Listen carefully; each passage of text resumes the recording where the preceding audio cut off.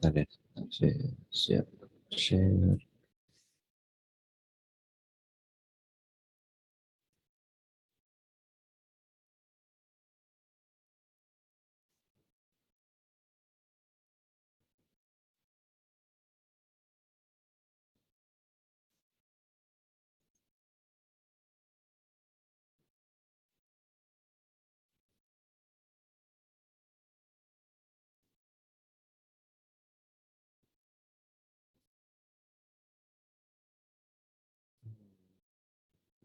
Oke.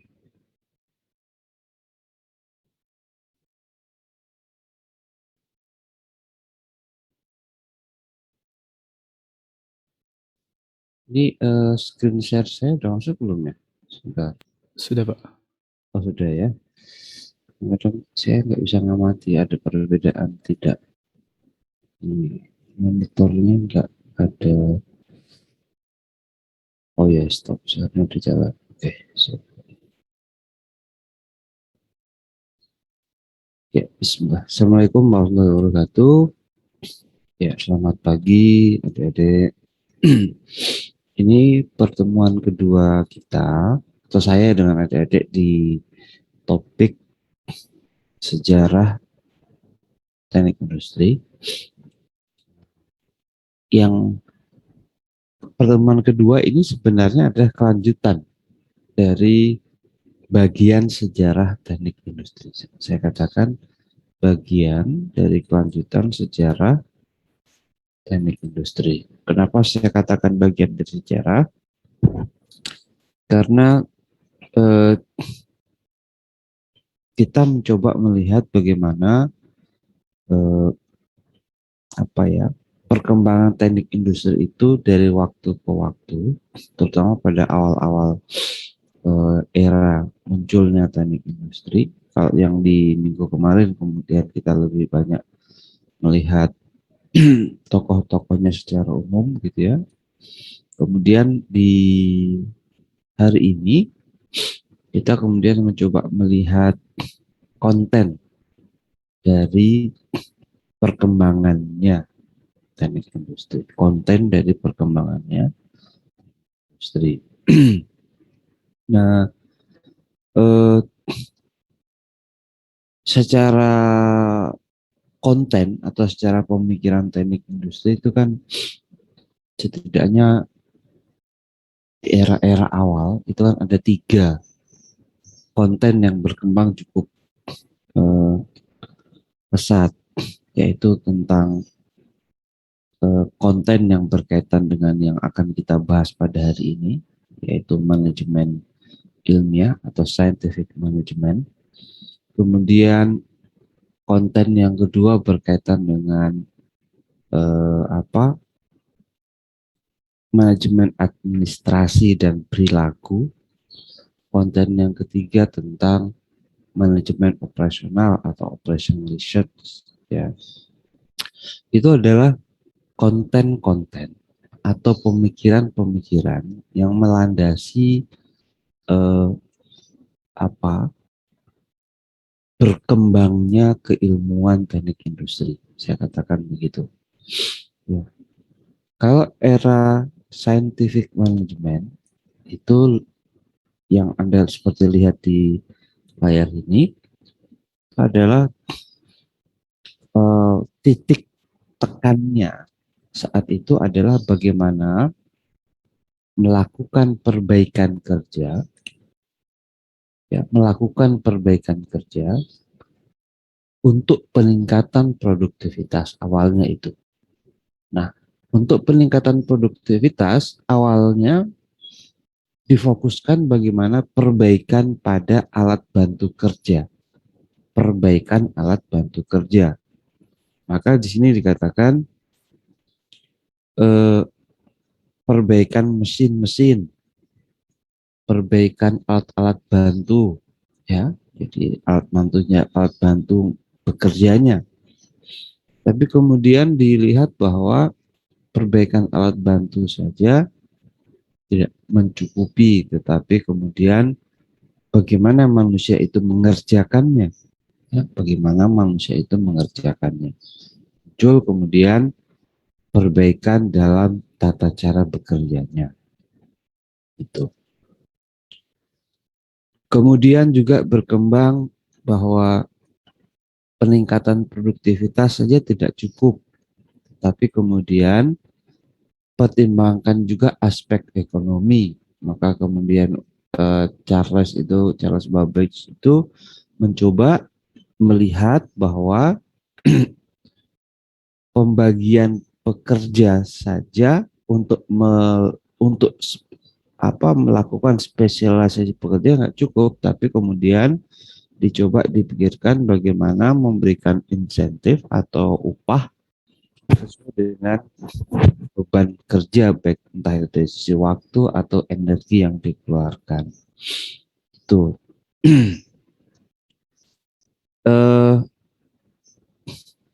tidak itu saja, ternyata kemudian eh, si Gilbert, suami istri tadi, kemudian melihat bahwa eh, cara manusia bekerja itu eh, bisa dilihat dari secara mikro, ya, yang disebut dengan studi gerakan, bahwa secara umum ada gerakan-gerakan yang umumnya pekerja lakukan, yang kemudian itu dia standarkan, kemudian untuk meningkatkan produktivitas, maka perlu dilakukan sejumlah langkah-langkah perbaikan di dalam gerakan-gerakan yang dilakukan oleh si pekerja. Maka nanti muncul pemikiran namanya ekonomi gerakan. Itu bagaimana melakukannya agar gerakan-gerakan manusia itu lebih ekonomis. Kalau misalkan si apa tadi yang hubungannya dengan peralatan, komponen si Whitney misalkan, itu kemudian mengusulkan penggunaan part yang bisa dipertukarkan dan lain sebagainya. Itu pada era scientific management, pemikiran-pemikiran pada scientific management, manajemen ilmiah awal. Nah, ternyata peningkatan produktivitas itu saja kemudian tidak cukup pada aspek tadi. Kemudian muncul bahwa ketika sistem itu kemudian makin besar, ya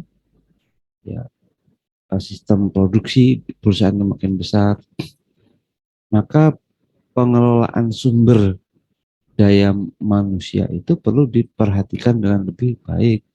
Maka muncul kemudian pemikiran bagaimana memanage manusia, memanage perusahaan itu akan menjadi lebih baik. Maka muncul era yang disebut sebagai manajemen administratif dan perilaku.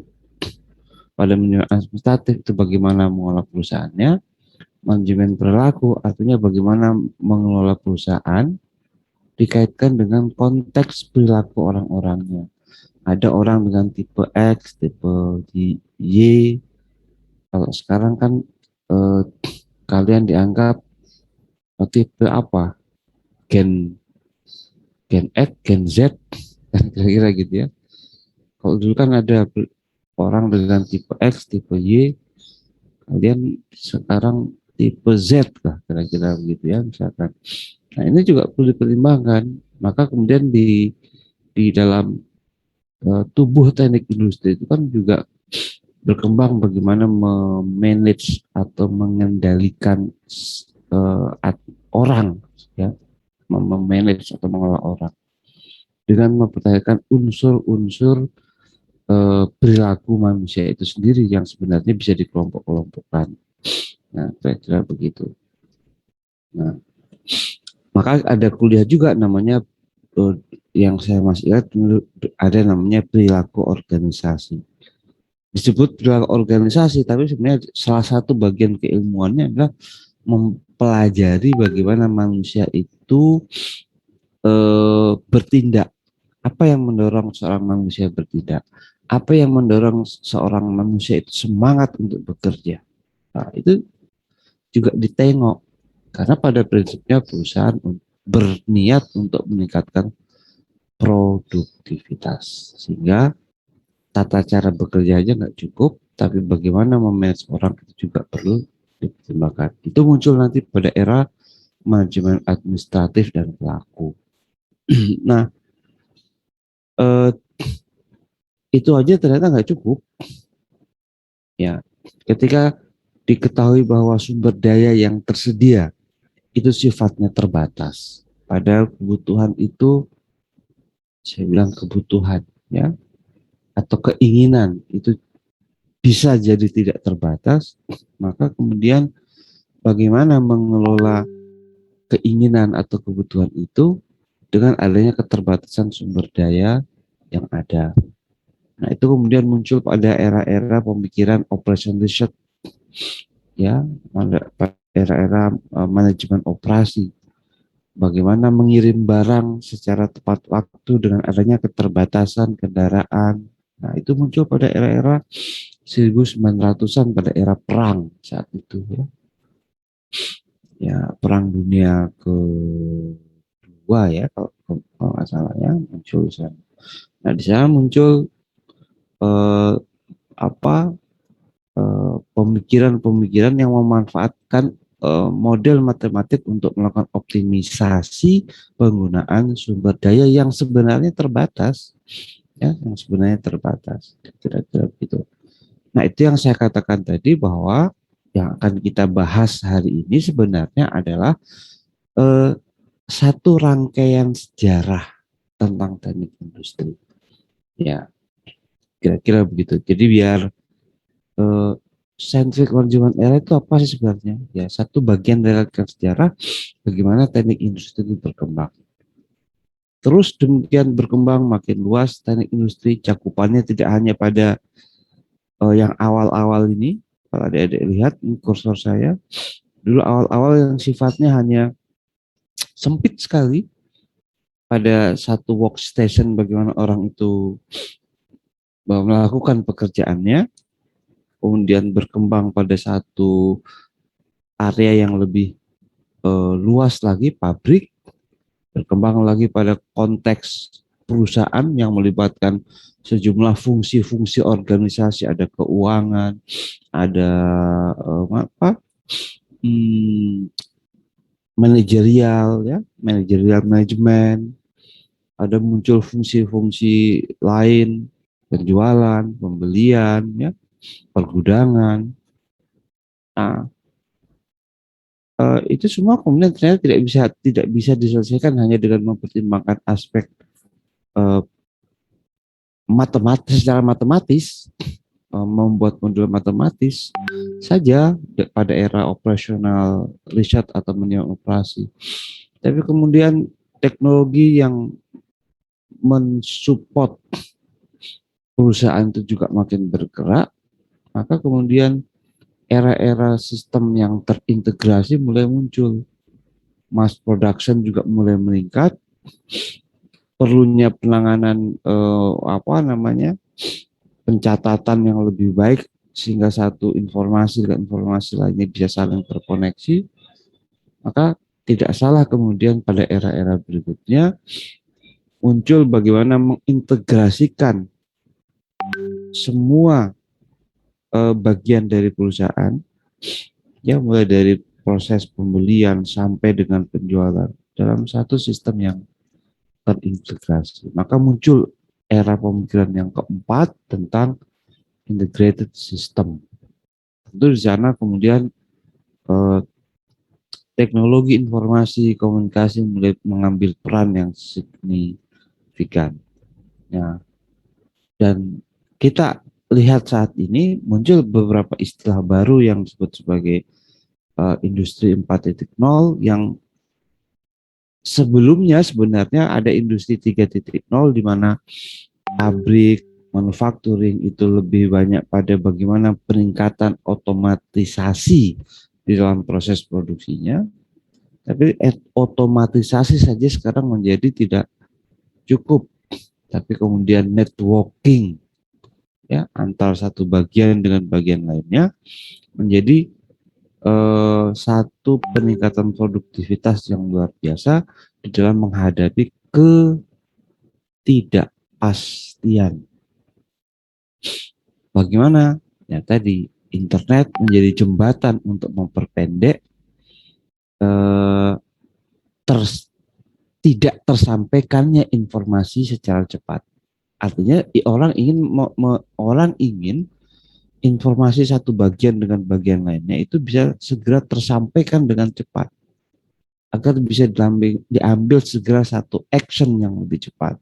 Maka internet adalah menjadi jalan tengahnya atau jalan keluarnya. Maka muncul kemudian bagaimana memanfaatkan teknologi-teknologi berbasis internet, ya, teknologi penyimpanan juga tidak hanya di lokal tetapi kemudian disimpan bersama di satu titik pusat tertentu, ya, untuk kemudian bisa di-share, dimanfaatkan untuk semua lini yang membutuhkannya.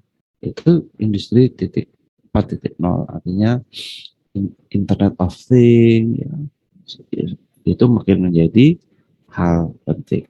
Nah, ini awalan saya bercerita, ya, awalan saya bercerita bahwa yang kita bahas ini juga sebenarnya adalah bagian dari perjalanan panjang teknik industri. Yang kalau adik-adik lihat nanti pada mungkin di akhir, kalau nggak sekarang disampaikan, nanti di akhir mungkin disampaikan oleh beliau Pak Dano tentang kurikulum teknik industri, bahwa kurikulum itu dibangun oleh standar yang namanya body of knowledge atau batang tubuh pengetahuan sistem industri atau industrial engineering itu ada di sana nantinya. Ya, saya tidak membahas itu, tapi saya hanya ingin memberikan prolog. Ini apa sih? Nah, oke gitu ya. Ini scientific management era itu titik tekannya di mana? Titik tekannya di sini. Ya, eh apa?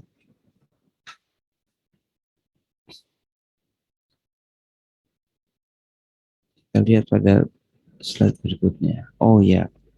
Nah, era scientific management, ya. Jadi awal-awal ketika pemikiran tentang manajemen sains ini muncul, sebenarnya eh, tidak lepas dari tokoh-tokoh yang melatar belakanginya. Pada era-era awal ini kan ada era di mana muncul tokoh Adam Smith, Charles tadi, Taylor, ada Whitney, ada Gilbert dan suami istri gitu ya, kira-kira begitu. Ini yang tadi sebelumnya yang melatar belakangi banyak hal di sini, ya, melatar belakangi pemikiran-pemikiran manajemen saya. Nah, eh, pada era ini, ya, pada era ini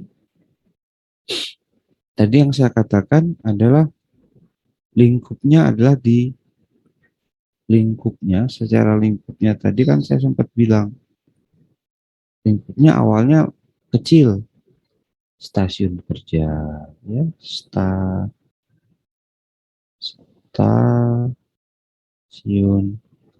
kerja. Jadi kalau lingkup studinya lebih banyak pada area stasiun kerja.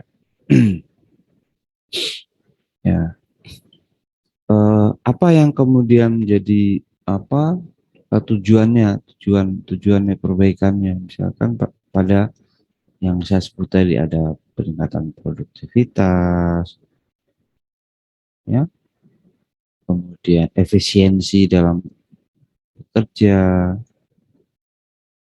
ya, ya, dalam bekerja, dalam aspek ekonomi ini muncul di sini, ya, sudah muncul lah kira-kira di sini, ya, ya, kira-kira begitu. Nah, eh, ini akan kita coba lihat nanti lebih lebih sedikit. lebih detail ya. Ya, kita lihat lebih detail di sini. Di sini kalau nggak salah ada nanti yang ada adik cari, contohnya ada tokoh namanya Gan yang melahirkan konsep Gantt chart.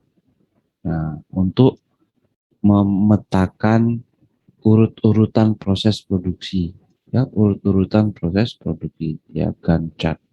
Dedek bisa silakan bisa cek di browsernya masing-masing. Gantt chart itu gambarnya seperti apa. Yang sampai sekarang Gantt chart itu masih dipakai, misalkan buatlah jadwal rencana kegiatan kalian. Oh, ada kegiatan A, B, C, D. A itu nanti mulainya kapan sampai kapan, B mulainya kapan sampai kapan, C mulainya kapan sampai kapan. Boleh jadi nanti C itu sedikit overlapping dengan A. A-nya masih jalan tapi di tengah-tengah C-nya sudah mulai bergerak, misalkan seperti itu. Nah, itu Gantt chart. Di manajemen proyek konsep Gantt chart ini sampai sekarang masih dipakai. Kira-kira begitu ya. Nah, eh, tadi apa yang saya katakan di sini tujuannya lebih banyak pada untuk peningkatan produktivitas, efisiensi, kan kira-kira gitu ya. Kalau di sini kemudian juga sama, ya, oh no. Nah, sebenarnya di sini juga sama era-era tradisional prinsipnya yang tidak jauh berbeda. Bagaimana peningkatan produktivitas, tetapi kemudian yang lingkupnya kemarin kecil, satuan kerja ini menjadi lebih besar pada lingkup pabrik ya, manufacturing. Maka kemudian muncul chart untuk menjadwalkan proses produksi, kan kira-kira itu ya, menjadwalkan proses produksi ya. Jadi stasiun kerjanya nggak ditinggalkan, perbaikan-perbaikan di sana, tapi kemudian lingkup pembahasan pemikiran-pemikiran teknik listrik kemudian makin menjadi luas. Kenapa? Karena era di mana produksi massal mobil Ford itu kan mulai mulai apa masuk di sini ya, mulai berkembang sangat pesat sih. Ya, kira-kira seperti itu. Nah, eh, minggu lalu juga sempat saya sampaikan bahwa salah satu tokoh kemudian yang dicanangkan sebagai bapak teknik industri kan pernah begitu. Itu kan menggagas dua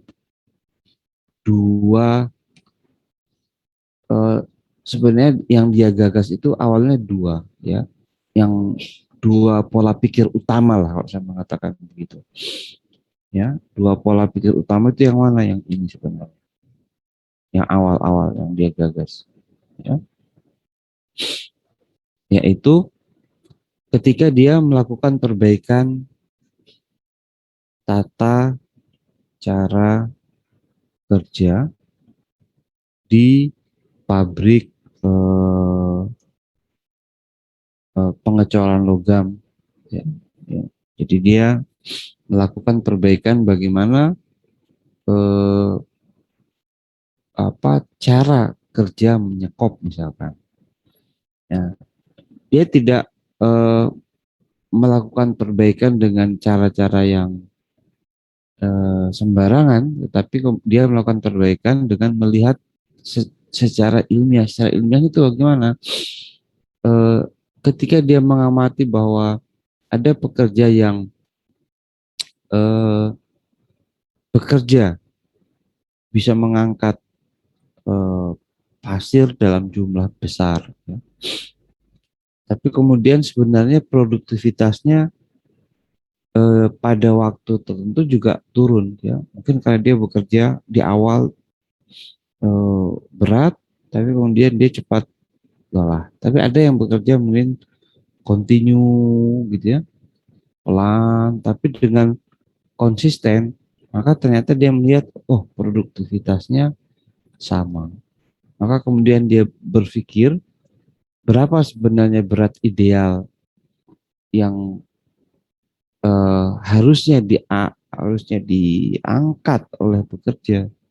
Maka itu kan mempengaruhi dua aspek. Berapa ukuran skop yang ideal yang seharusnya didesain. Kemudian bagaimana idealnya orang itu bekerja. Ya, apakah sekali skop itu harus cepat atau harus lambat?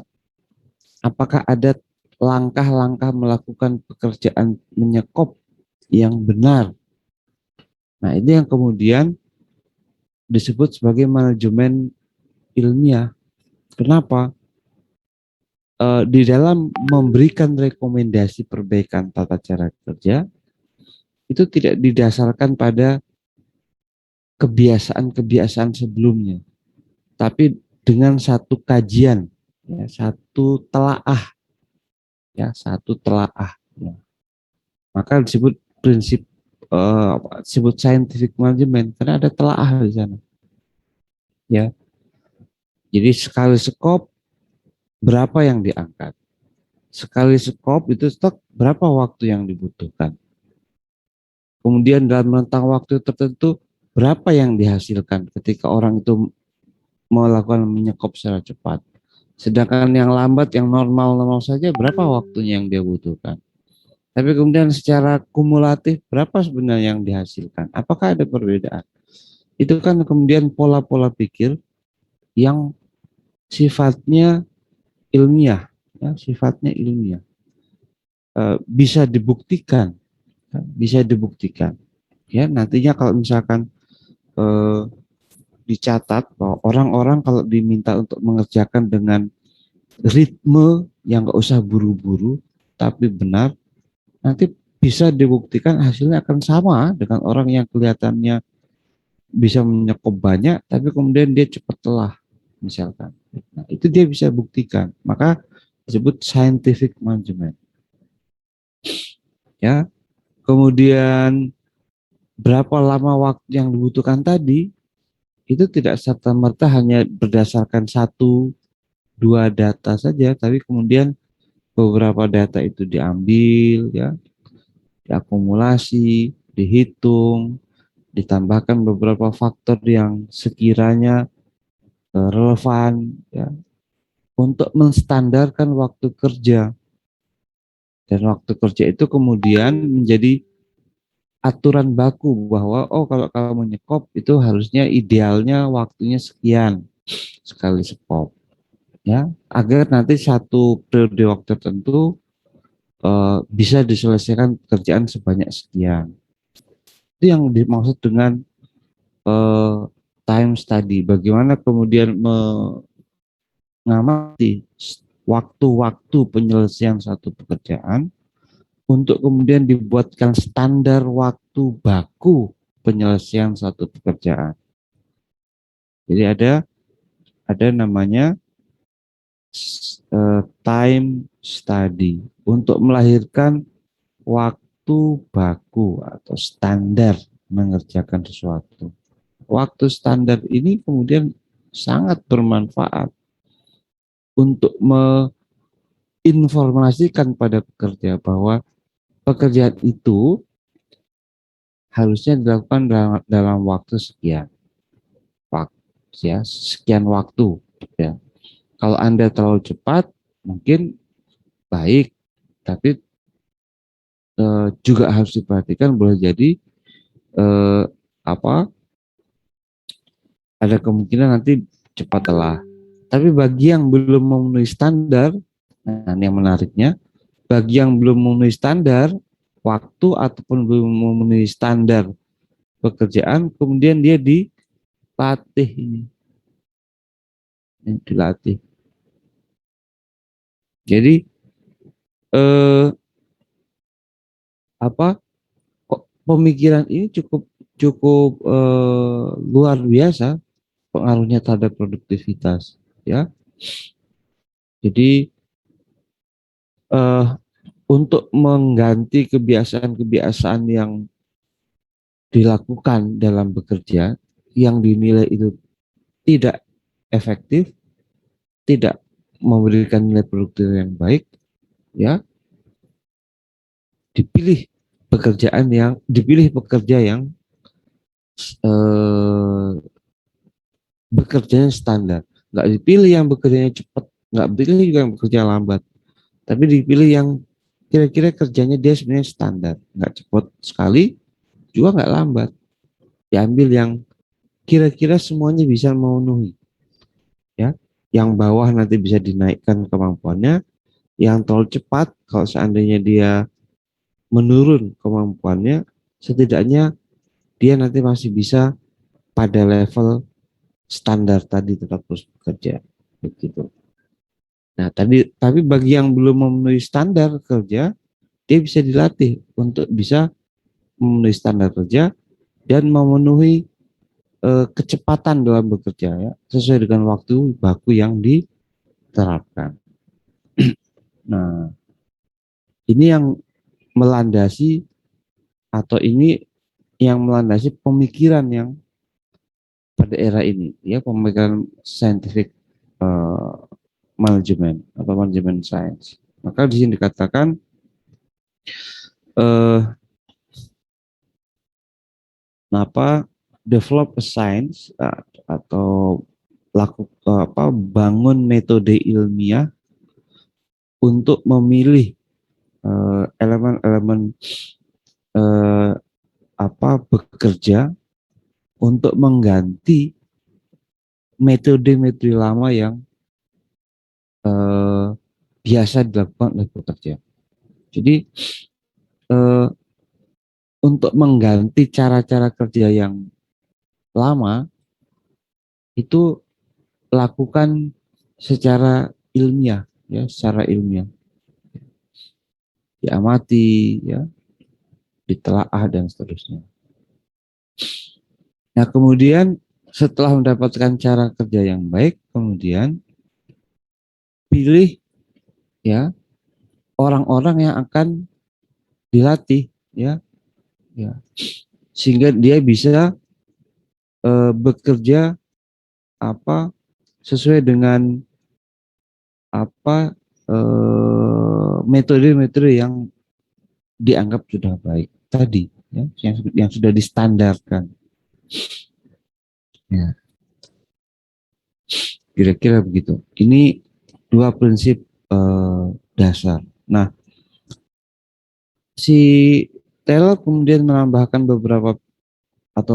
lagi dua prinsip berikutnya, ya, bahwa dua ini aja nggak cukup ternyata, tetapi untuk melahirkan satu produktivitas yang baik, ya, perlu adanya eh, kerjasama yang baik juga antar pekerja, ya, sehingga mereka bisa bersama-sama bekerja menyelesaikan satu pekerjaan.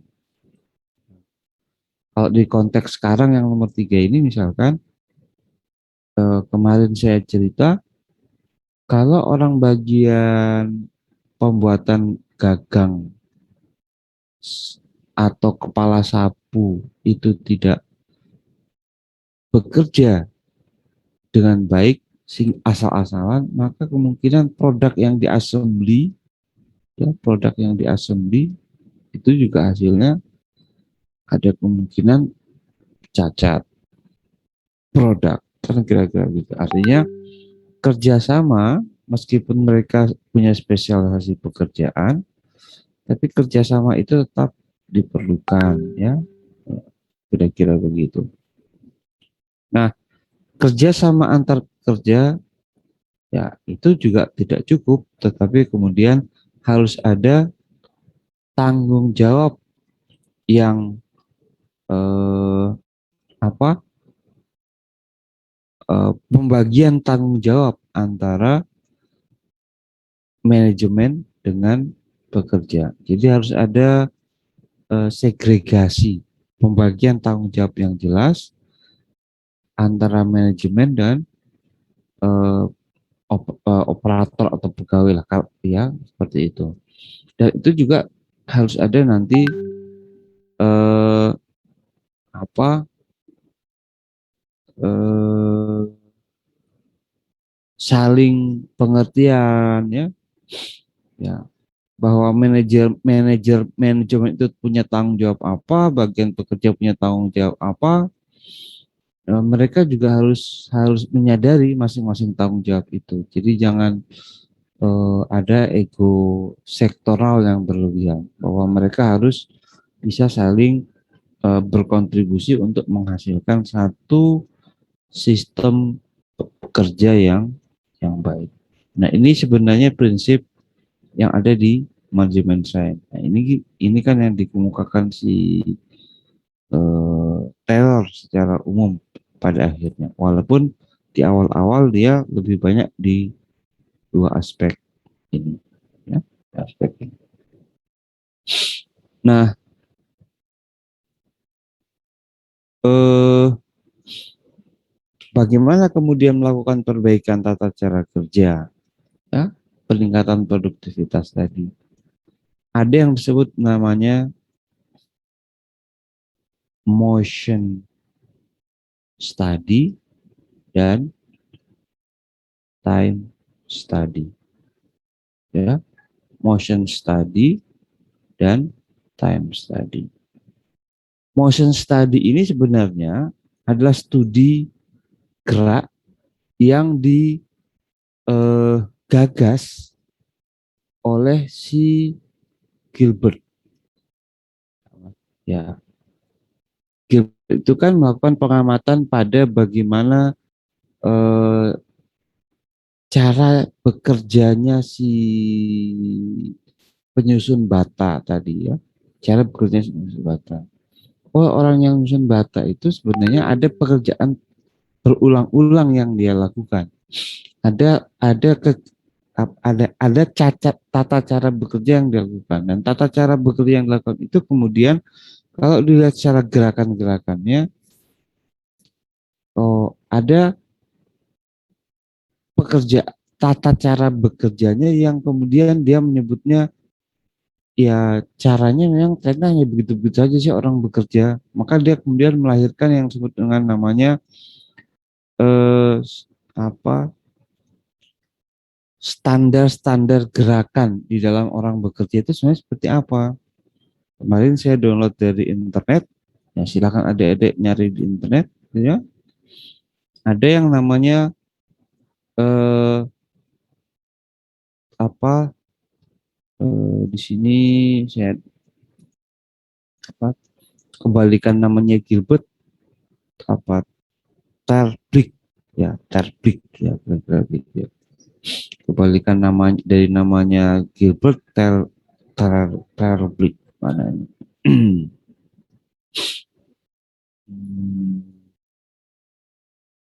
Ya,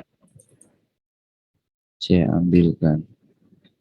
Silakan adik-adik bisa ke googling motion study gitu ya.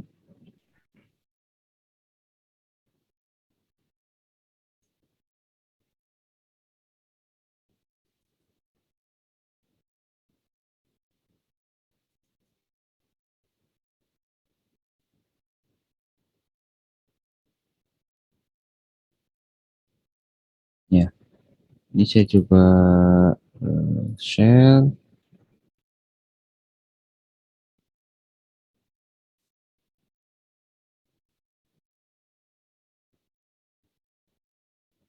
Pak, Ya, Pak, ya, mohon maaf. ya. Saya barusan cek di OCW belum ada absennya, Pak. Hmm, ya, sambil. Nah, ini sambil adik-adik lihat, kelihatan nggak ya ini? Terlihat, Pak. Ya, sambil lihat. Nanti adik-adik bisa sambil googling di internet ya. Sambil saya siapkan yang OCW. OCW. Udah connect nggak? Kadang-kadang pagi itu si OCW-nya juga ini agak hmm, agak muter. Bahasa saya agak muter.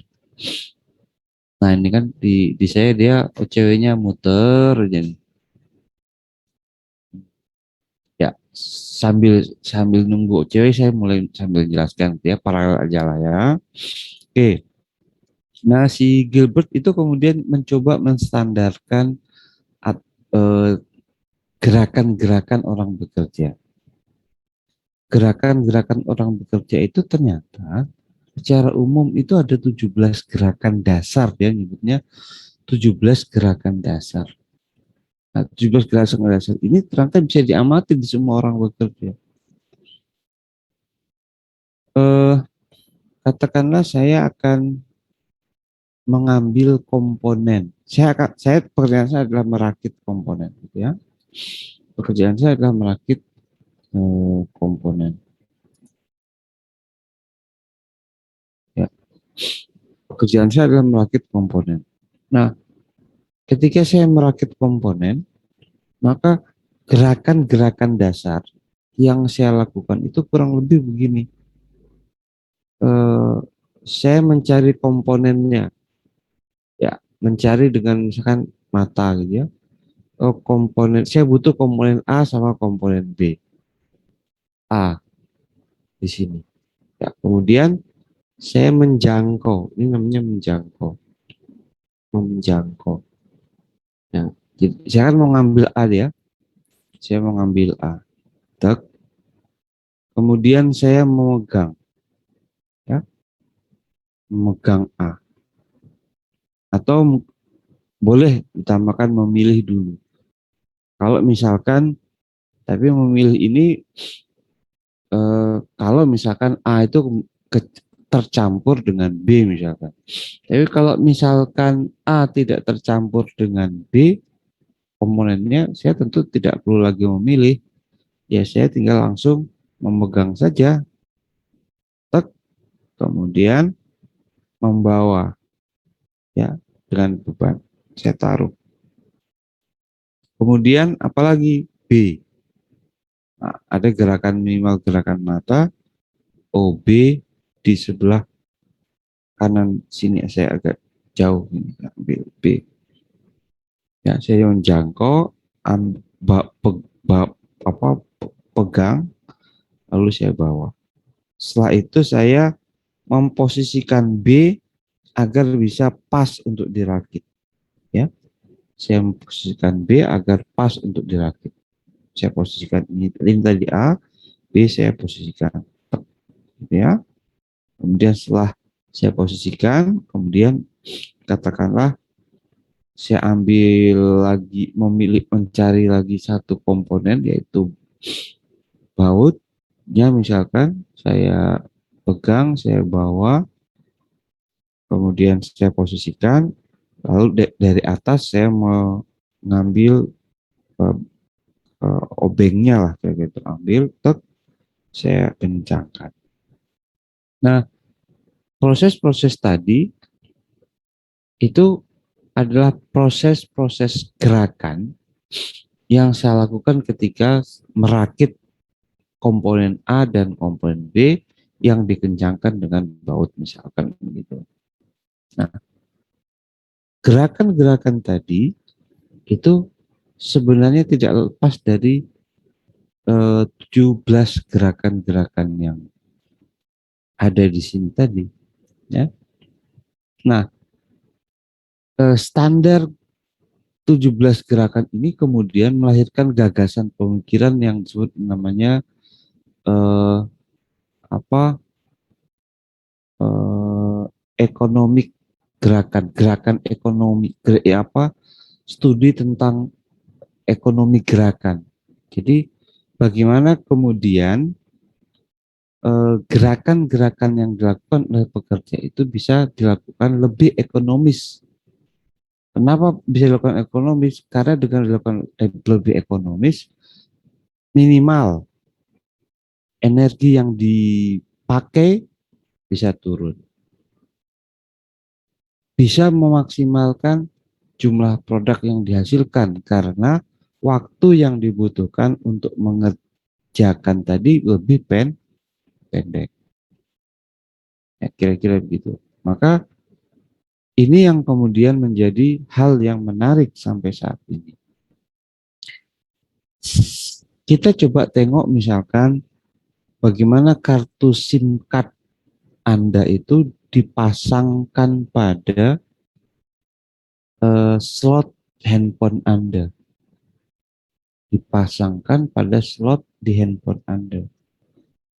Kartu SIM card itu tidak mungkin terbalik pemasangan.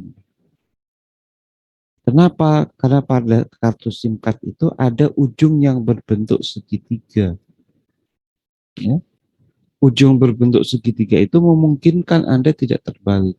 Sama ketika Anda memasang yang namanya eh, micro SD memory card di dalam handphone Anda.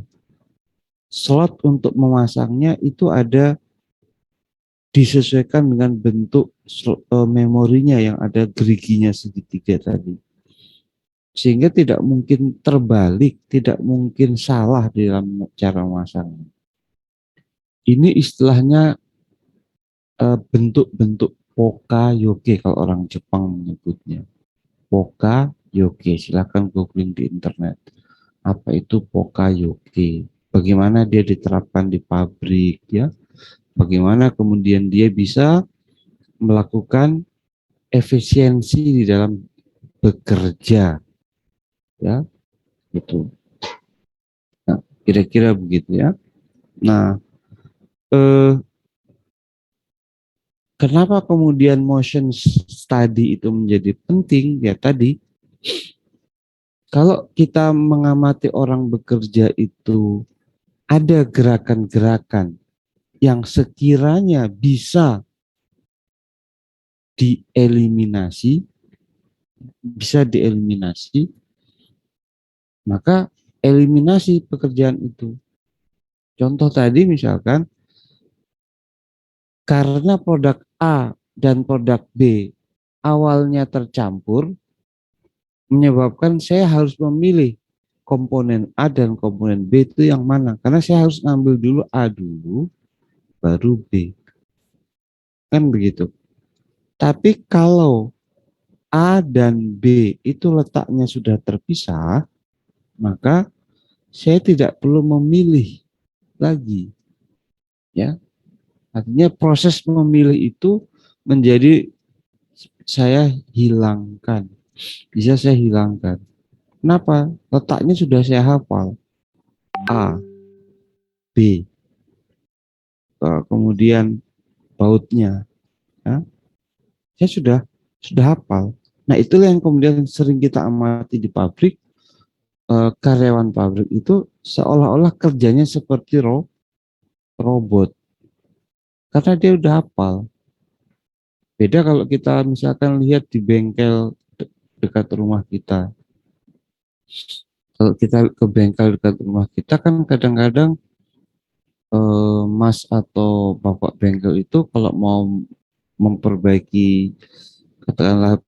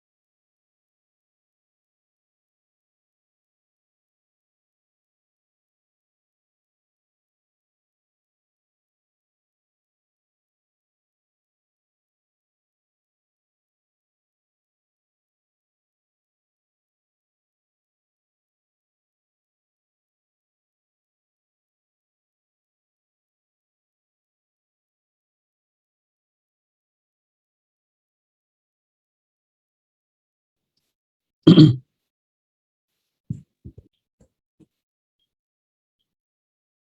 halo. Ya, halo. Udah di chat lagi. Pak Yusufnya atau belum? Belum. Ada yang punya nomornya gak? Gue chat deh.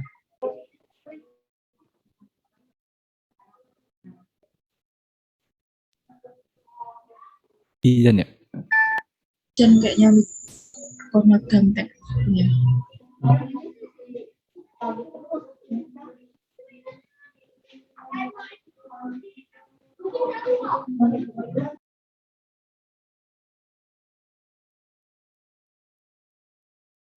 Absen udah ada belum ya? Belum. Oke. Belum, libur ini libur. Aman.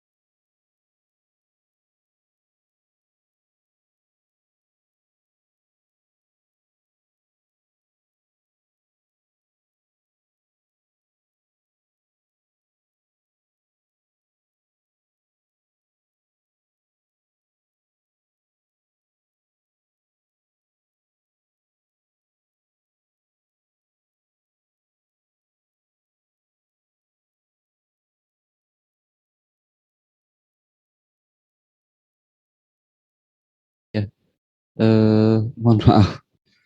Tadi koneksi saya terputus. Eh, Jihan minta tolong. Jihan ada Jihan? Ya, minta tolong Jihan. Oh ya sudah dibantu hostnya balik biar bisa saya share. Kasih ya. Iya, Pak. Ya, mohon maaf. Saya baru lihat tuh kok putus. Ya, udah normal lagi koneksinya. Ya, eh, kemudian tadi saya sampai sini ya cerita ya. Jadi bahwa kemudian standar motion ini kemudian dipakai dalam kita kemudian melakukan yang namanya studi gerak. Ya, jadi studi gerak. Tadi saya katakan, kemudian kalau kita ingin melakukan perbaikan pekerjaan, ya, perbaikan pekerjaan, ya, kita bisa menstandarkan, memperbaiki cara kerjanya, ya, secara mikro, ya, secara mikro. Nah ini, nah, perbaikan-perbaikan tadi secara umum dapat dilakukan dengan yang pertama misalkan melakukan eliminasi pekerjaan, nah, atau gerakan, mau eliminasi gerakan. mengkombinasi gerakan, menyusun ulang gerakan, atau menyederhanakan gerakan. Untuk memudahkan gerakan-gerakan tadi kita ada 17 gerakan standar. Maka kalau kita ingin mengamati bagaimana orang itu bekerja, gunakanlah penamaan-penamaan yang standar tadi.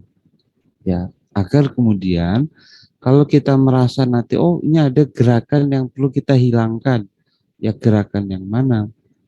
Tadi misalkan saya memberikan ilustrasi sederhana, ketika komponen A dan komponen B bercampur tempatnya, saya membutuhkan gerakan yang namanya memilih sebelum saya kemudian memegang.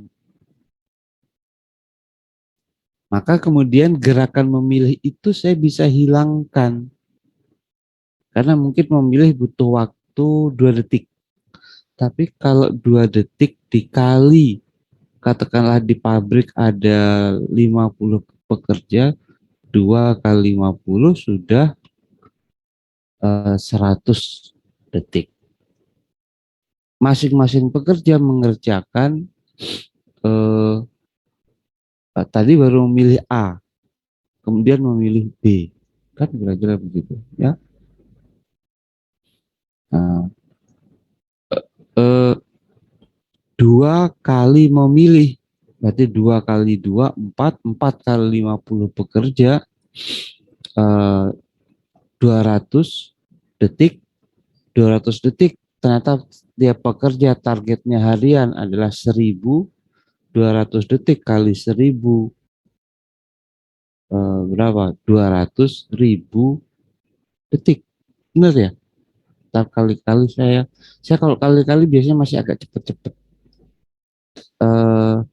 Biasanya saya susahnya bagi-bagi. Contoh, kamu punya uang 1.000, yang Muhammad punya uang 1.000, Maulidan punya 1.000, tambah-tambah saya juga cepat biasanya. Muara dia punya uang 1.000 ini kalau saya tambahkan semua, saya kumpulin buat saya cepat. Tapi kalau saya disuruh bagi dong Pak, misalkan Mufli bilang bagi dong Pak, saya susah itu biasanya. Wah susah, bagi-bagi saya susah. Wah saya sudah dapat 3.000 rupiah, mau saya bagi ke Mufli gitu ya. Jadi bagi-bagi saya susah tuh. Bercanda aja, bercanda. Tadi sudah 200.000 detik. Oh kita bayangkan. Itu kalau saya bisa lakukan penghematan dengan tidak perlu lagi memilih, padahal cuma ada 2 detik memilih tadi. Tapi kita lihat dampaknya tadi ya, luar biasa. 200.000 detik. Nah, itu luar biasa perbaikannya. Jadi kalau misalkan saya tidak perlu lagi memilih, ya ambil aja komponen. Tidak perlu lagi memilih, tek, ya 2 detik. Nah, itu contoh. Maka konsep studi gerak itu untuk menghasilkan gerakan-gerakan yang ekonomis itu ada beberapa caranya. Contohnya mengeliminasi. Nah, kapan kita perlu mengeliminasi ya? Ini ada beberapa guideline-nya. Nanti bisa dicari lagi di internet ya. Kapan kita perlu eliminasi ya? Kalau misalkan pekerjaan berbahaya, misalkan yang ini juga danger, ya kalau kita bisa eliminasi. Ya. Kalau misalkan menggunakan energi, ya eliminate the use muscle to maintain a fix. Jadi kalau ada pekerjaan juga yang membutuhkan otot untuk memposisikan, mungkin pekerjaan itu juga kalau bisa kita eliminasi. Biasanya kalau yang seperti ini biasanya membutuhkan alat bantu ya itu tadi. Dan hal-hal lainnya. Nah ini nanti bisa dicari di internet. Pada kondisi-kondisi mana sebenarnya kemudian kita bisa melakukan eliminasi ya, ada kombinasi, rearrangement dan splikasi. Nah Tapi bentuk-bentuk gerakan dasar tadi itu sudah dibantu oleh gagasannya si Gilbert, ya. Ya. Nah, itu. Nah, ini yang kemudian kemarin saya sampaikan ke kelas sebelumnya. Nanti saya akan rilis tugas ya. Tugas sederhana saja, kalian melakukan yang namanya ya, oke, siap. Perlu apa tadi saya katakan bahwa saya kasih tugas, kalian mengamati satu gerakan pekerjaan tertentu. Misalkan kemarin sih saya bercandanya, amatilah pekerjaan pembuatan nasi goreng pada penjual nasi goreng yang lewat depan rumah Anda. Gitu. Atau amatilah misalkan pekerjaan yang dilakukan oleh tukang batu yang sedang bekerja di dekat rumah Anda. Amatilah pekerjaan tukang kayu yang sedang bekerja di dekat rumah Anda. Lalu identifikasi gerakan-gerakan apa berdasarkan penamaan gerakan-gerakan yang standarkan oleh si Gilbert tadi. Kemudian lakukan analisis, kemudian kalau perlu coba mana gerakan yang perlu dieliminasi, dikombinasi, disusun ulang, ya, urutannya misalkan, atau disimplifikasi. Ya, ini saya katakan ini tugas yang memang seharusnya mahasiswa semester 1 sudah bisa melakukannya untuk pekerjaan-pekerjaan yang sederhana yang ada di sekeliling rumahnya. Tadi ada yang bekerja masang batu, ada amati. Sebagaimana si Gilbert mengamati pemasangan batu bata yang menjadi melahirkan gagasan standarisasi penamaan gerakan-gerakan tadi. Ya, banyaklah pekerjaan, misalkan orang tua Anda misalkan merawat bunga, ya, misalnya menanam ulang bunga di potnya yang lain. Pekerjaan ayah Anda misalkan di dalam apa ya, kalau ayah biasanya ya apa ya, misalkan memperbaiki motor misalkan, ya, atau pekerjaan yang dilakukan oleh tukang tambal ban, pekerjaan yang dilakukan apalah banyak hal. Nah, itu saya katakan teknologi handphone memudahkan Anda melakukan pengamatan. Anda cukup rekam sekali, bawa pulang, kemudian Anda identifikasi. Oh, pertama dia melakukan apa? Memilih atau menjangkau apa dan seterusnya sampai selesai satu pekerjaan tertentu. Kemudian Anda lihat mana yang perlu dieliminasi, mana atau perlu dikombinasi, atau disusun ulang gerakannya, atau disimplifikasi. Itu kemarin atau di kelas ini juga saya sampaikan. Nanti ini saya akan rilis besok mungkin ya, saya rilis tugasnya untuk dikerjakan oleh berkelompok minimal sejumlah masa tertentu. Nanti juga di tugasnya lah saya definisikan. Nah, ini nanti tiap kelompok kemudian mendiskusikan perbaikan-perbaikan gerakannya atau disebut membentuk ekonomi gerakan yang lebih baik. Nah, itu kan yang kemudian menjadi prinsip manajemen sains. Ya, jadi prinsip manajemen sains adalah melakukan perbaikan, ya, menstandarkan pekerjaan-pekerjaan baik secara mikro maupun agak sedikit makro, ya. Nah, dan yang penting berikutnya adalah nanti kemudian Anda hitung yang disebut sebagai namanya nanti ada time study-nya. Kalau ini motion-nya tadi bisa ya, kita punya 17 gerakan standar. Maka ketika Anda mengamati, Anda tinggal definisikan saja, oh tukang nasi goreng itu eh, berawal dari apa gerakannya, sampai berakhir di apa. Dimulai dari dia apa kira-kira, mengambil, kalau mau masak nasi goreng, apa ya kira-kira. Monggo lah nanti Anda amati. Nah, bisa itu hanya misal saja. Jadi yang pertama adalah motion study. Yang kedua adalah time study. Nah, sebelum masuk ke motion study dan time study, ya, yang harus bisa dilakukan oleh mahasiswa S1 mampu, bisa katakan mampu apa? Mampu menggambarkan ini, ya. Jadi ini yang kemudian melandasi pemikiran, kenapa kemudian bahwa di dalam melakukan perbaikan-perbaikan tadi itu kok disebut dengan scientific management. Jadi bahwa perbaikan-perbaikan itu dilakukan secara ilmiah. Orang bisa kalau ilmiah itu bisa direplikasi caranya, bisa dinilai bahwa cara dia melakukan perbaikan itu tidak subjektif, bisa diulangi, ya direplikasi itu bisa direplikasi itu maksudnya bisa dilakukan juga oleh orang lain, ya.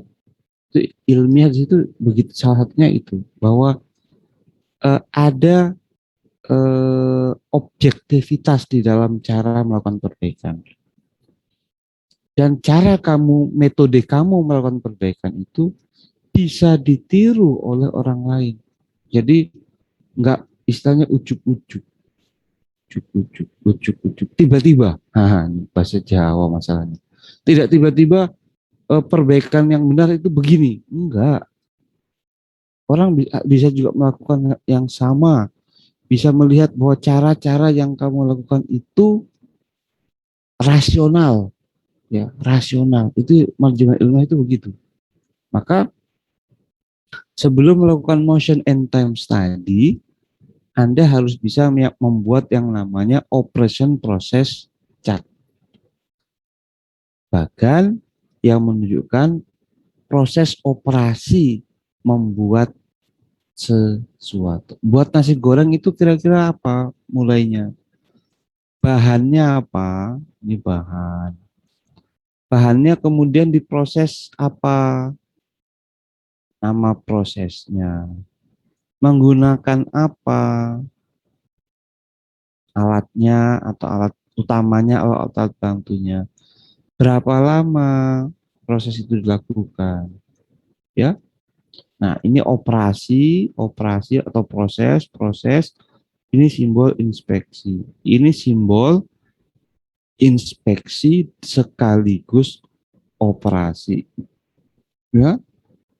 Nah, di bahan-bahan ini diproses, ya diinspeksi, kemudian ini juga bahan ini diproses, kemudian nanti di sini dirakit sekaligus diinspeksi. Nah, langkah pembuatan ini harus bisa dilakukan oleh kalian. Banyak contohnya di internet, nggak usah saya jelaskan ya. Contoh di internet. Apalagi dengan alat bantu sekarang kalian punya kamera.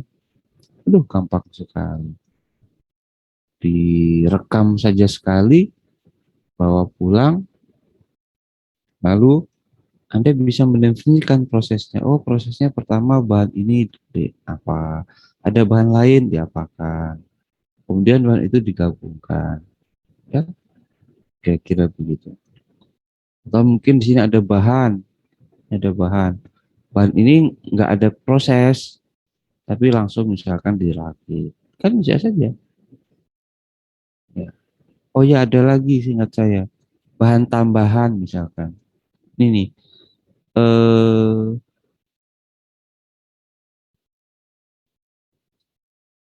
ini kan ada cutting, eh, gergaji sirkular ya, sirkular polishing, dengan gerinda, painting, ada sprayer. Nah, biasanya di sini biasanya ada boleh saja misalkan begini gitu ya. Biasanya ada part-part dasar, misalkan untuk mengassembly misalkan ini butuh ini, nggak harus seperti ini. Ya, misalkan untuk mengassembly butuh skrup, boleh saja di sini di atas sini, mohon maaf. Ya. Di sini saya tambahkan, saya tulis skrup. Nah, boleh aja di sini. Ini istilahnya untuk komponen pendukung, bukan komponen utama biasanya. Ya kalau ini kan biasanya ini kan komponen-komponen utama yang memerlukan proses. Skrup perlu diproses enggak? Kan kita cukup ngambil saja skrup sebenarnya. Ya, skrup itu kan tidak ada proses. Kalau yang enggak ada proses biasanya cukup dituliskan sebelum komponen ini dipakai. Sebelum komponen ini dipakai. Karena di sini kan ada proses assembly. Nah, assembly-nya ini di sini manual. Nah, apakah ada pengencangnya misalkan? Oh, kalau ada pengencangnya berupa skrup ya, Anda boleh sih menambahkan sini. Ini ada pakai skrup. Atau misalkan kita membuat kursi, kursinya itu dikencangkan menggunakan paku. Paku kan kita nggak ada proses, kita beli aja dari toko besi. Tapi kita perlu perlu paku, iya. Misalkan buat rangka kursi kayu. Ya, kita boleh menambahkan pada saat kita merakit antara kaki dengan alas duduknya, kan kita paku misalkan ya. Ya, di sini kita tuliskan paku. Sehingga di operation proses cat ini lengkap. Ada alat, ada prosesnya namanya apa, ada alatnya, ya. Ada komponen-komponen pendukung. Monggo nanti bisa dilihat di internet gitu ya. Sama tadi waktunya bisa kita amati. Nah, idealnya waktu itu tentu tidak berdasarkan dari satu data. Tidak berdasarkan dari satu data. Ini yang benar. Maka di dalam time study itu sebenarnya untuk menentukan misalkan cutting itu kok 5 menit misalkan. Ini menit apa detik ya? Kalau 1 titik biasanya. Gamer, para gamer. Kalau karena ada simbol 1 petik dan 2 petik. Forming. Ini menit apa detik ya? Saya lupa. Jujur saya lupa. Komentar dong. Gamer biasanya ngerti. Biasanya apa nih? Kalau 1 petik dan 2 petik itu ada maknanya ya. Ya pokoknya 5 satuan gitu ya. Nanti satuan harus standar ya, sama semua. Nah, maksud saya ingin ceritanya begini. Katakanlah cutting 5 detik, masa motong 5 menit. Kalau 1 unit ya, ya. Tapi kalau misalkan motong 4, 1. Jadi bahwa untuk membuat mengasumsi ini dia butuh 4, ya Anda bisa saja akumulasi di sini adalah 4. 5 satuan ini adalah untuk misalkan cutting 4. Ya, akumulatif boleh. Boleh. Agar nanti kelihatan bahwa nanti ini sebenarnya untuk membuat 4. Itu kan nanti berkaitan dengan yang namanya bill of material. Kenapa saya sebut sebagai 4? Ya ini penyederhanaan. Tapi kalau Anda mau buat di sini 1 ya nggak apa-apa. Untuk 1 cutting dia butuh berapa detik nggak apa-apa. Ya, kira-kira begitu ya. Tapi kan ketika di assembly dia butuhnya 4. Maka kalau kita ingin menggambarkan proses di sini, waktunya ya itu eh, di dalam proses pengambilan datanya, di sini Anda bolehkan tulis 1, tapi nanti di tabel akumulasinya. Jadi ini misalkan ini untuk satu part, untuk satu part. Tapi nanti kan kita perlu mengakumulasi di dalam tabel. Oh, jadi berapa sih total untuk membuat produk ini? Nah, si proses ini itu harus kita kali 4. Kenapa? Kayak ibarat kursi, motong kaki kursi, sekali potong 1 menit. Nggak apa-apa yang kita ukur 1 menitnya. Tetapi nanti kalau kita diminta untuk menghitung waktu total buat kursi, jangan lupa di tabelnya nanti harus kita kali 4. Ya, itu. Kira-kira begitu ya. Nah, di sininya yang benar adalah untuk satu partnya. Untuk satu partnya. Jadi ini satu part, satu part, satu part, satu part. Ya, kalau pas di assembly dia butuh 4, ya untuk satu assembly tadi butuh waktu berapa? Kita nggak konsentrasi pada waktu secara overall pada cat ini. Nanti pada tabulasinya ya, pada tabulasinya. Oh, jadi satu rangkaian produk itu butuh waktu berapa lama? Nah, itu kira-kira begitu. Toh Anda mau asumsikan jadi 4 juga boleh, langsung cutting 4 itu boleh. Jadi tapi nanti harus dijelaskan, itu cuttingnya cutting untuk satu part atau cutting katakan untuk kaki kayu itu untuk 4 atau untuk 1. Ya, biar ada kejelasan sebenarnya nanti dalam proses tabulasinya. Nah, yang ingin saya cerita bahwa proses pengambilan waktu ini idealnya tidak dari satu kali data sebenarnya ya. Maksud saya tidak hanya dari satu video. Ini idealnya. Kenapa? Boleh jadi saat kita rekam pertama dia waktunya 5 satuan ini. Tapi pada saat yang lain 6, pada saat yang lain 7, pada saat yang lain lebih cepat 3. Nah, ini biasanya adalah waktu siklus namanya. Waktu siklus. Motong ya, motong si pipa dengan circle saw ini berapa. Nah, si waktu siklus ini tentu idealnya bukan hanya sekali rekaman, tapi dari beberapa rekaman yang kemudian di rata-rata. Kira-kira begitu yang benar kan? Ya. Jadi waktu siklusnya itu bukan sekali sebenarnya. Tapi kan kalau mau disederhanakan ya kita asumsikan dia udah terbiasa begitu ya, nggak akan meleset-meleset jauh lah kira-kira dari rekaman kita. Paham ya di sini ya? Jadi jangan sampai seolah-olah ini datanya cukup dari satu kali pengambilan. Enggak sebenarnya. Tapi dari sejumlah pengambilan. Karena boleh jadi berbeda antara satu waktu dengan waktu lainnya. Itu. Yang kedua, boleh jadi diambil dari beberapa orang yang berbeda.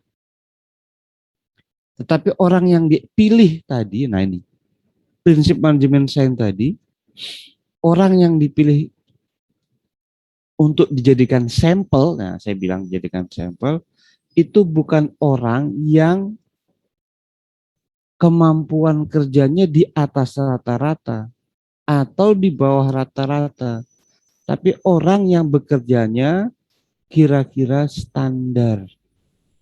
Nggak terlalu cepat, tapi juga nggak lambat. Inilah yang disebut dengan langkah-langkah saintifiknya si Taylor.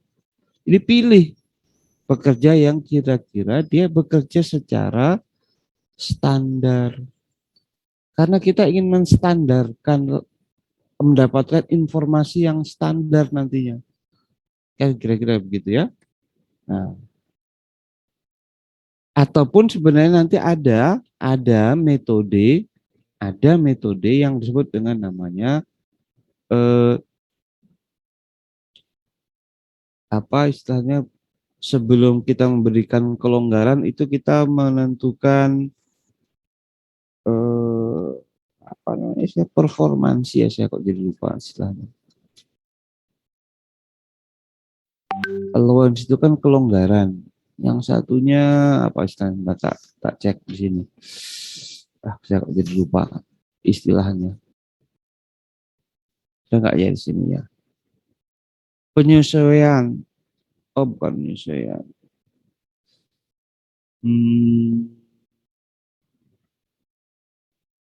Ya, penyesuaian lah, penyesuaian. Misal yang kita bisa rekam itu adalah orang yang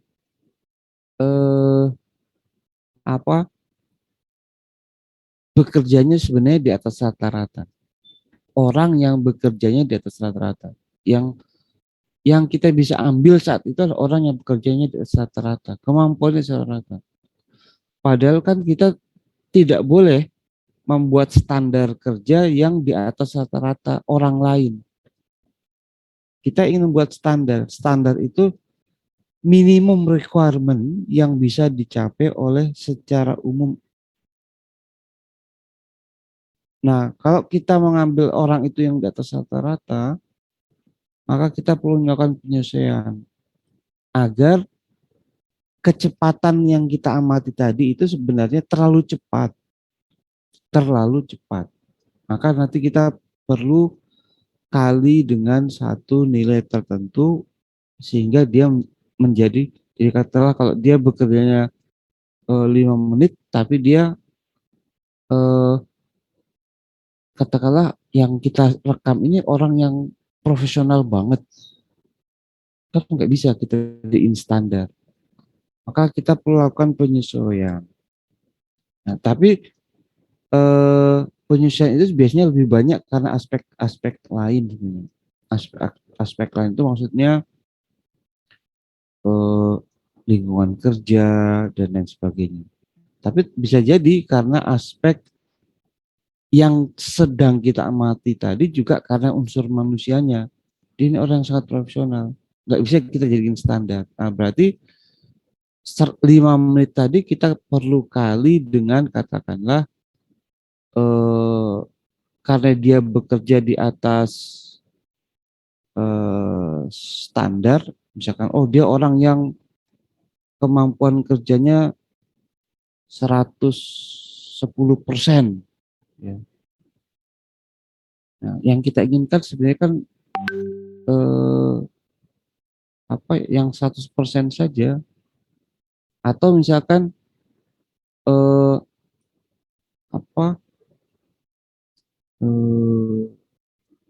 gimana ya saya ingin mengatakan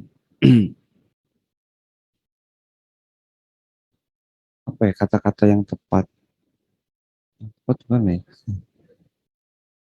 tapi paham ya mudah-mudahan ya, gimana saya belum mendapatkan kata-kata, saya kok nanya awalnya udah paham ya gitu, ini nggak tepat juga nih.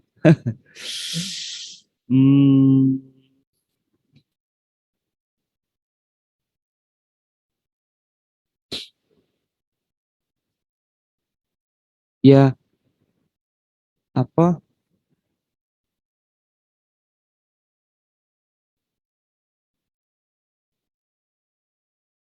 karena dia bekerja terlalu cepat sebenarnya, dia bekerja terlalu cepat, misalkan kita dapat 5 menit, sebenarnya harusnya secara rata lebih besar dari itulah sebenarnya harusnya, ya kan? orang-orang lain pasti nggak 5 menit, kemudian orang-orang lain 5 atau 7 menit, maka kita kali dengan satu faktor penyesuaian yang eh, menyebabkan eh, nilainya menjadi lebih besar. Misalkan tadi 110, ya, orang ini bekerjanya cepat, berarti 110 kali 5 menit berapa tuh? 5,5 ya, oke ya.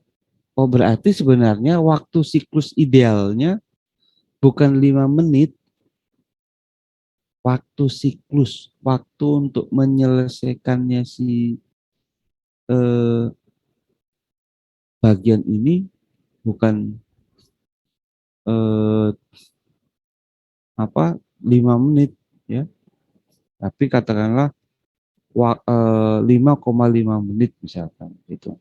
Ya, itu ini ilustrasi saja ya, ilustrasi saja.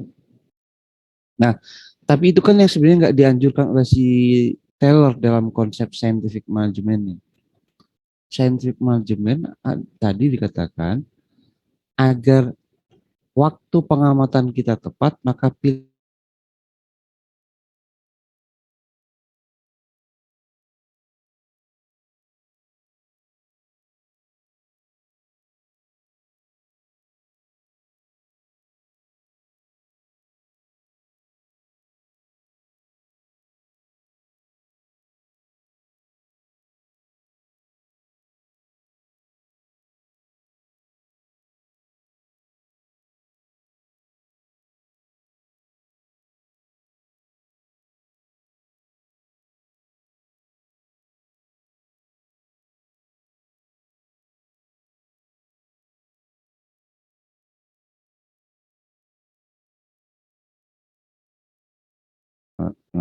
ini juga beberapa kali pengelolaan data, beberapa kali pengelolaan data.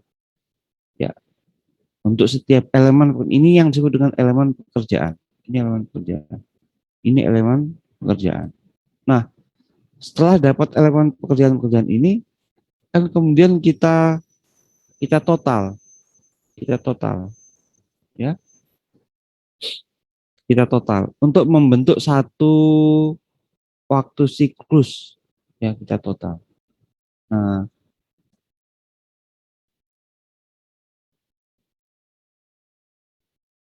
jadi untuk membentuk satu proses produk tadi ini berapa total waktunya? Ya, total waktunya sekian. Maka tadi yang saya katakan kalau ini sebenarnya butuh 4, nanti di sini dikali 4 ya, dikali 4. Kita total, dapatlah kita yang namanya waktu siklus. Waktu siklus apa? Untuk menghasilkan satu produk. Nah, kalau tadi kita belum melakukan penyesuaian di sini, kalau kita belum melakukan penyesuaian di sini, artinya betul-betul waktu pengamatan, maka kemudian kalau orang yang bekerja yang sedang kita amati tadi adalah orang yang bekerja secara cepat, maka kita perlu kali dengan faktor penyesuaian. Ya. Nah, penyesuaian itu bisa dilihat dari aspek pekerjaannya, ya, bisa dilihat dari apa kondisi kerja, dia bekerja pada kondisi apa dingin, panas dan sebagainya. Itu kemudian eh, menjadi data-data yang akan menentukan nanti faktor pengalinya berapa, faktor pengalinya berapa, ya kira-kira begitu. Ya. Nah, sehingga nanti kita bisa mendapatkan yang namanya waktu siklus. Jadi pertama itu kita dapat waktu siklus. Waktu siklus ini ya, kemudian eh, apa apa istilahnya? Kita olah lagi menjadi waktu normal. Ya, waktu normal. yaitu waktu siklus dikali tadi dengan faktor penyesuaian. Jadi kalau misalnya kita mengatakan sebenarnya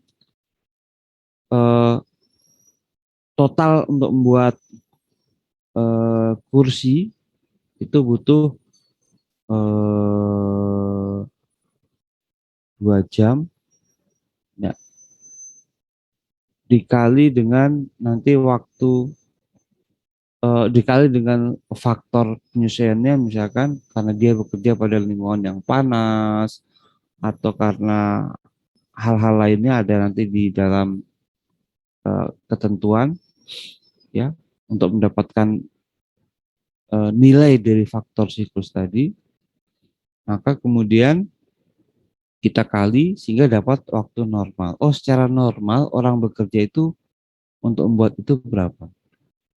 Tapi karena ini kemungkinan dilakukan oleh orang itu kalau bekerja katakanlah misalkan dia menjahit di pabrik gitu ya, orang menjahit.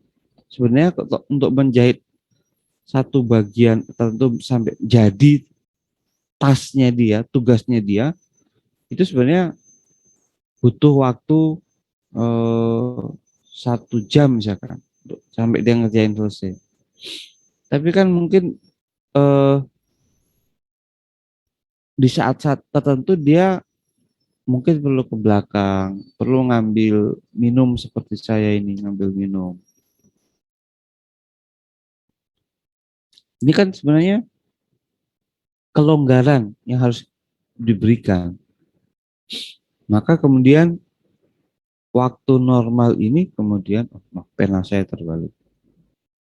Waktu normal ini kemudian kita kali, jadi untuk mendapatkan waktu baku atau standar. Waktu normal ya kita kali dengan satu kelonggaran tertentu ya, 1 ditambah berapa persen kelonggaran, misalkan 0,1% ya kira-kira begitu. Jadi agar kita tidak mempekerjakan orang itu seperti apa? Robot. Seolah-olah kalau kita bilang total waktu dia untuk membuat 1 jam ya, kamu harus 1 jam ya, enggak. Perlu minum, perlu ke belakang, mungkin ke kamar mandi, sehingga berapa kira-kira kelonggaran yang kita bisa berikan kepada dia. Sehingga nanti kita dapat waktu baku penyelesaian suatu pekerjaan. Ya. Jadi waktu baku pengerjaan ini semua itu berapa? Nah, ini kan yang perlu kita hitung, waktu bakunya berapa. Waktu baku ini kita dapatkan tentunya dari penjumlahan ini dulu. Ya, penjumlahan ini. Ya. Kalau misalkan tadi cutting itu ada 4, ya nanti di tabelnya kita kali 4 dulu. Kita kali 4 dulu gitu ya. Kali 4. Nah, total itu kita dapat namanya waktu siklus. Waktu siklus ini kemudian ke atas nih tadi yang saya katakan kita kali dengan faktor penyesuaian. Dapat namanya waktu normal. Ini normal. Waktu normal kita kali lagi dengan satu skala tertentu yang untuk menambahkan yang namanya kelonggaran. Berapa kelonggaran yang akan kita berikan kepada pegawai kira-kira? Karena kan nggak mungkin kita anggap mereka seperti robot. Dapatlah kita waktu baku. Nah, waktu baku inilah yang kemudian menjadi standar waktu mengerjakan keseluruhan pekerjaan ini, ya, membuat produk ini. Nah, waktu baku ini tadi yang saya katakan sangat bermanfaat untuk menentukan kalau saya butuh informasi membuat 100 kursi, berapa saya butuh waktunya. 100 kali sekian waktu baku. Begitu. Sekian kali waktu bagus. Sehingga saya bisa menjawab ke pihak lain. Ada yang minta, saya mau minta 100 produk. Oh ya bisa. 100 produk kali waktu baku. Kira-kira begitu. Nah, ini mungkin yang bisa saya sampaikan. Nah, nanti adik-adik juga harus bisa buat yang ini. Flow process chart. Mirip-mirip dengan yang tadi sebenarnya. Ya. Kadang-kadang flow process chart juga digambarkan begini. Ya, bedanya adalah nanti biasanya di sini ada simbol transportasi. Jadi dari sini kan dari proses inspeksi harus ada ditransport ke gudang, ditransportasi ke gudang. Kan begitu harusnya. Di sini ada transportasi. Bedanya itu aja. Misalkan dari proses membuat ini kemudian dia masuk dulu ke bagian tempat penyimpanan sementara. Kalau tempat penyimpanan sementaranya jauh, berarti ini kan juga perlu waktu. Maka kemudian bagaimana agar lebih hemat?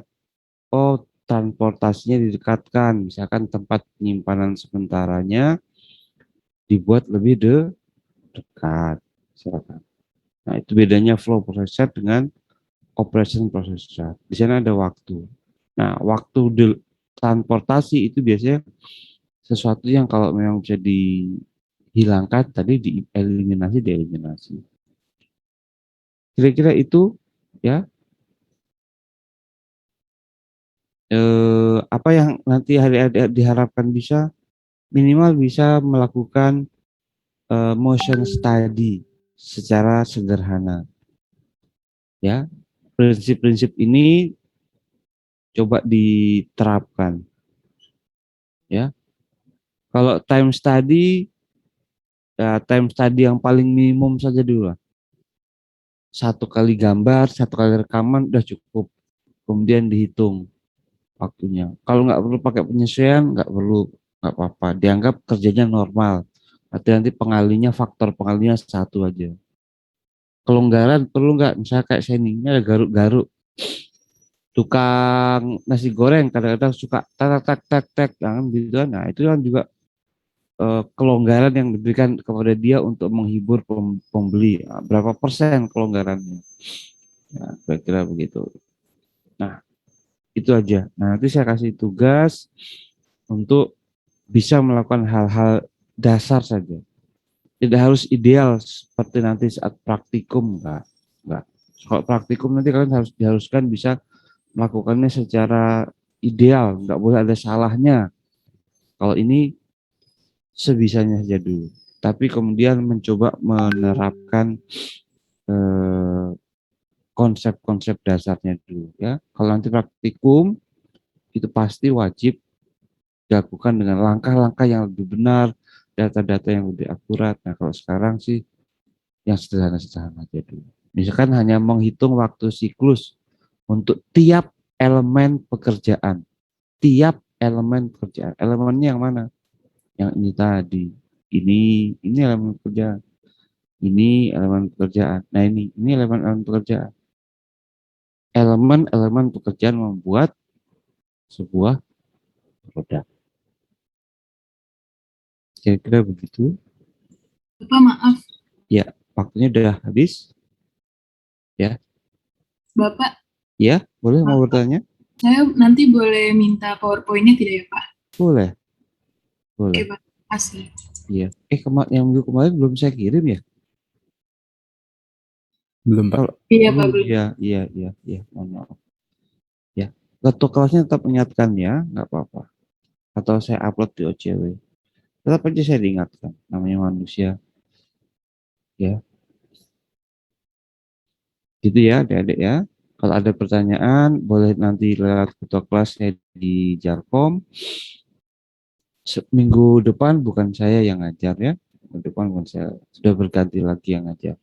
Ya, kira-kira saya gitu. Tapi tugas tetap lakukan, saya akan jadikan komponen penilaian. Karena dengan adanya tugas, membuat setidaknya adik-adik lebih sedikit punya aktivitas dan paham.